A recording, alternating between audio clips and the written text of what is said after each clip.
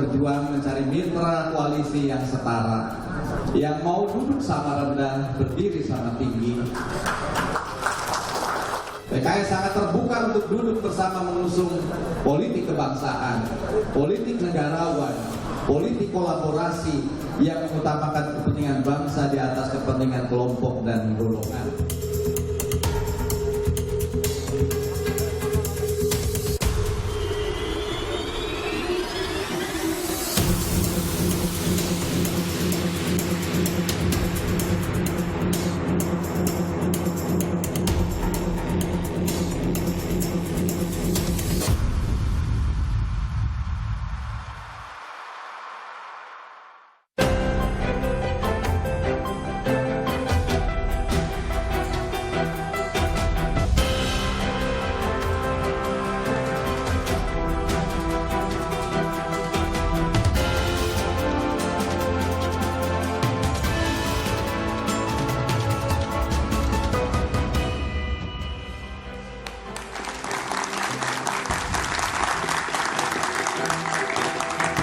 Partai Keadilan Sejahtera merapatkan barisan.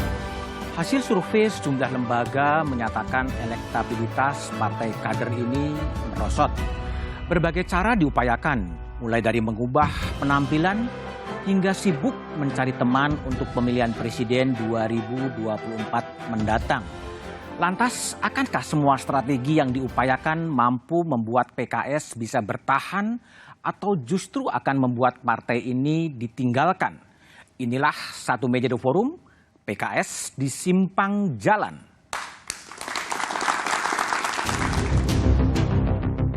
Jelang pemilu serentak di 2024, sejumlah partai politik sudah bergerak. Para tokoh parpol bertemu menyusun kesepakatan demi ikatan berbentuk koalisi. Koalisi menjadi kunci parpol untuk meraih suara terbanyak dalam pemilu. Namun, mengapa harus berkoalisi? Partai politik berkoalisi karena aturan presidensial threshold atau ambang batas pencalonan presiden di sistem pilpres tanah air.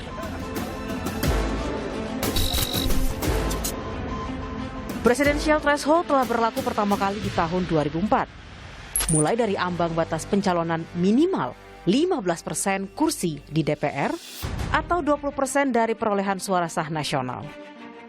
Hingga perubahan di tahun 2017 lalu, yakni minimal 20% kursi di DPR atau setara dengan 25% dari perolehan suara sah nasional pada pemilu DPR sebelumnya. Tahun 2018, 12 tokoh masyarakat mengajukan uji materi presidensial threshold ke Mahkamah Konstitusi. Namun, uji materi sebelumnya selalu gagal karena dianggap tidak memiliki dasar hukum. Lalu, apakah PKS kali ini akan berhasil?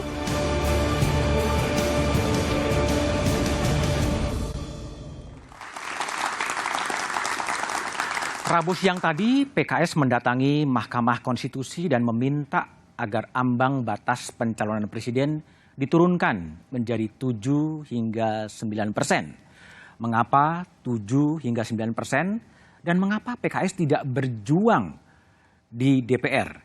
Saya telah bersama dengan Presiden PKS, Ahmad Saiku. Malam, Pak Saiku. Selamat malam, Mas Gunawan.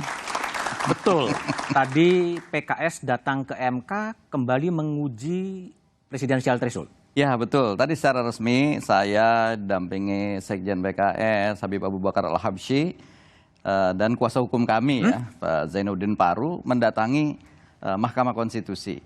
Ya, karena ini 3 alasan barangkali Mas ya. Kenapa kita mengajukan begitu? Kami sering berkeliling ke berbagai daerah dan bertemu dengan berbagai akademisi, dengan berbagai segmentasi masyarakat. Nah, ada aspirasi-aspirasi yang memang berkembang untuk meninjau kembali ya kaitan dengan ketentuan presidensial threshold 20% itu.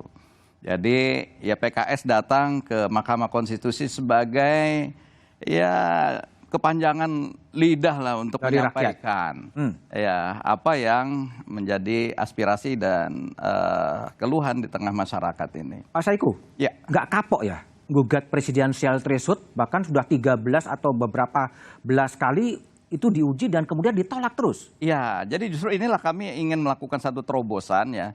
kami juga sudah menguji, bukan menguji, kami sudah melihat dan meneliti ya 30 hasil judicial review yang selama ini dilakukan oleh Mahkamah Konstitusi, Mas. Oke. Nah, dan kemudian kami juga melihat ada peluang apa yang memungkinkan untuk bisa permohonannya dikabulkan. Dan alhamdulillah kita melihat di keputusan MK nomor 74 tahun 2020 itu menyatakan bahwa memang yang memiliki legal standing Partai. itulah partai atau gabungan partai. Ya. Oke. Nah, karena itu yang langsung berkaitan dengan ketentuan presidensial threshold ini. Oleh karena itu, ya kami mencoba memulai ya untuk mengajukan ini sebagai legal standing sebagai partai. Oke, tapi gini, waktu dibahas di DPR, bukankah PKS juga ikut menyetujui ambang batas 20 dan 25% itu? Nah, ketika pembahasan terkait dengan pasal 222 Undang-Undang Nomor 7 2017 itu, ya kami sebetulnya saat itu kalau diingat, kami melakukan walkout terhadap Oke. Soal ambang batas ya? Ya, Oke. betul. Dulu PKS minta berapa? PKS dalam kisaran antara 5% kalau nggak salah. 5%? Iya, 5-10%. Dan sekarang kemudian dicoba lagi ke Mahkamah Konstitusi menjadi 7-9%. Iya. Kenapa 7-9%? Karena menurut hasil penelitian dan kajian tim hukum kami ya, bahwa ketika penentuan 20% itu, ini nggak ada landasan ilmiah, landasan hukum yang mendasari itu. Kenapa 20%? Oke, kalau sekarang kenapa 7 dan 9%, landasan hukumnya apa? Nah, kita mencoba mencari setelah itu. Kenapa harus 20% ya? Nah, ini kita mencoba mencari, Mas. Oke. Alhamdulillah, tim hukum kami menemukanlah berapa celah bahwa yang realistis dari kajian selama 5 tahun pelaksanaan pemilu di Indonesia ini, angka real yang akan muncul itu adalah sekitar 7,9 sampai 9%. Nah, antara 7 sampai 9%. Oke, bukan karena suara PKS 8% ya? Bukan. Bukan ya? Bukan. Ini ada kajian ilmiahnya. Ada kajian ilmiahnya. Iya. Bukan kepentingan subjektif PKS 8% kemudian dibikin 7-9. Tapi kita coba dengar ya bagaimana tanggapan publik soal uji materi yang dilakukan oleh PKS di MK tadi. Saya peraturan 20% threshold itu happens for a reason ya. Kayak kalau misalnya semua partai ngajuin, masyarakat justru jadinya bingung. Jadi apakah PKS reasonable untuk mengajukan mosi tersebut? Iya tentu, tapi menurut saya aturan tersebut dibuat pemerintah karena ada alasannya. Partai di Indonesia tuh banyak, jadi kalau semua partai bebas mengajukan siapa aja kan masyarakat jadinya pusing. Kalau seandainya calonnya banyak banget, itu pasti biayanya tuh lebih besar tuh pemilu. Yang disusahkan siapa? Rakyat juga. Kalau kita bersatu, menjalin suatu koalisi, menjalin suatu ide yang sama, dan dia maju, kan itu jadi lebih baik.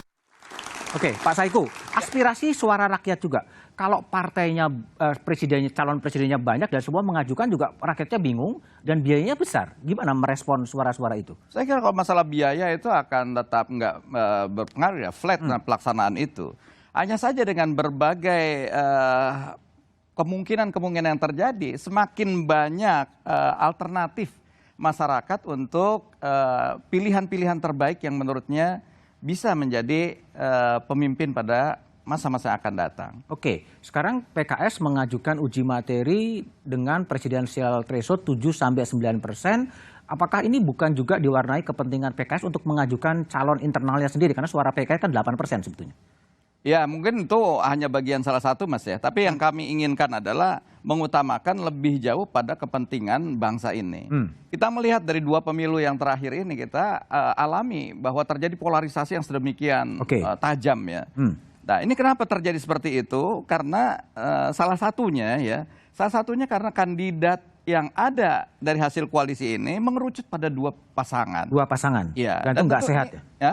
Nggak sehat ya? Nggak sehat menurut kami ya, karena ini justru yang tadi akan terjadi polarisasi yang sangat tajam, yang akhirnya apa yang terjadi ya perpecahan yang ada pada anak bangsa ini. Oke, itu ini kan masih seandainya PKS mengajukan 7-9, tapi kan sekarang masih 25 dan 20. Tapi itu kan harus ada koalisi atau ada kerjasama politik. Sejauh mana koalisi yang coba dijajaki dan dibangun oleh PKS dengan partai mana kemudian yang akan terjadi? Ya kami terus membangun koalisi ini karena kami menyadari bahwa perolehan kami baru 8,21%. Bahkan dengan satu partai lain pun mungkin masih belum bisa Belum mencukupi. mencukupi. Oleh karena itu kami terus PKS melakukan upaya untuk membangun komunikasi dengan seluruh partai. Sudah kami jajaki. Sejauh mana progresnya rencana berkoalisi dengan Nasdem? Kayaknya udah deket banget tuh kelihatan itu. Alhamdulillah ada upaya-upaya pertemuan awal sebagai sebuah penjajakan untuk menuju koalisi. Yang tentu saja kami ingin ya mencari titik-titik persamaan bahwa menyongsong Indonesia ke depan yang lebih baik itu tentu perlu tadi ada platform yang memiliki kesamaan dan juga ada niat yang kuat untuk melakukan perubahan. Dengan Nasdem ada ya? Ya mudah-mudahan nanti kita akan cari titik-titik temu itu, Mas. Coba kita lihat ya wawancara saya Ya. dengan Surya Paloh, Ketua Umum Partai Nasdem, syarat koalisi yang coba dipersyaratkan oleh Partai Nasdem. Mungkin bisa diputar. Continuity itu. Sayang sekali kalau continuity itu terjadi discontinuity, Mas. Sayang. Jadi apa yang telah dicapai oleh hasil kerja keras Presiden Jokowi sampai saat ini. Dengan seluruh waktu, tenaga, pikiran, dan dedikasi yang diberikan. Itu tidak berlanjut. Sayang. Maka bagi Nasdem dia harus upayakan. Kalau dia mencalonkan calon presidennya, dan insya Allah presidennya itu terpilih, satu hal yang jelas, dia harus mampu melanjutkan continuity daripada pembangunan yang sudah dijalankan selama ini. Itu nggak ada boleh tawar-menawar, Mas. Oke. Kita untuk kepentingan kita.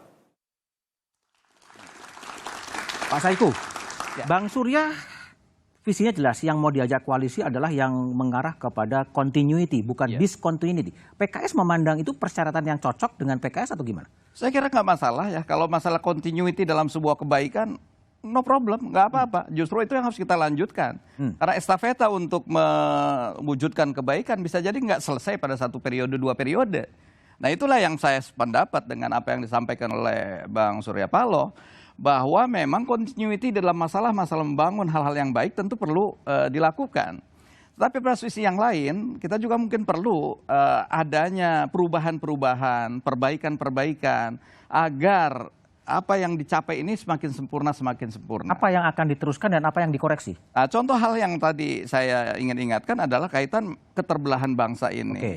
Ya, sehingga ini yang perlu ada perbaikan. Antar anak bangsa harus rukun kembali dan kemudian merasa memiliki semua hal yang sedang dibangun ini. Gitu. Oke. Selain Partai Nasdem, partai mana lagi yang udah dijajaki atau akan dijajaki oleh Partai Keadilan Sejahtera? Alhamdulillah kami juga sudah melakukan penjajakan awal juga dengan Partai Demokrat ya, dan bahkan sudah ada komunikasi secara langsung antara SBY dengan Ketua Majelis Syuro kami PKS Habib Dr. Salim Segaf Al-Jufri. Tapi kelihatannya akan sangat cocok tuh ya, Demokrat, PKS dan Nasdem ya. Ya mudah-mudahan ya, karena apa namanya tadi kami ini tadi ada ingin continuity dalam masalah-masalah perbaikan, tetapi ada perubahan, perbaikan, improvement yang harus kita lakukan. Apakah PKS kemudian akan dapat efek ekor jas ya dengan koalisi yang dibangun dengan Nasdem, dengan Demokrat, dan suara itu akan mengalir ke PKS? Tapi jawaban Pak Saiku setelah jeda berikut ini. Ya.